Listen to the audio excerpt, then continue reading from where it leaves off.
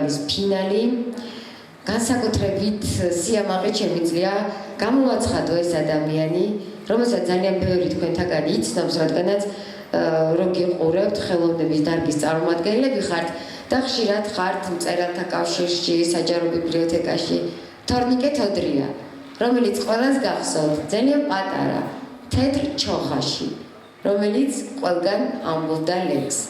თორნიკე წლების მანძილზე იყო ჩვენთან, ჩვენი ჯერ საბავშვო ამბების წამყვანი, შემდეგ უკვე თავისუფალი თაობის წამყვანი, დღეს თორნიკე და მისი მეგობრები მეორე კურსელები არიან და მართლა ძალიან ამაყი ვარ, როდესაც ამ ბავშვებს ხედავ. თორნიკე, გთხოვ და მე მინდა რომ შენ დღეს დაამთავრო და დახურო ეს ჩვენი ფესტივალი.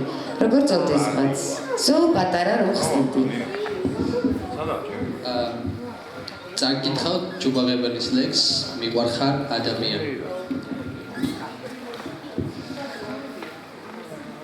რაიების სადარი ველზე რომ ამოდიან. ვიცი რაც ახარ და მაინც მიყვარხარ ადამიანი. არაყავთ ჯიხვებს ბადალი, ქარაფებს გადადიანო. ვიცი რაც ახარ და მაინც მიყვარხარ ადამიანი. ქალს უხმ, ქარის დალალით, გადაშლილს ყველა მხრიდანო.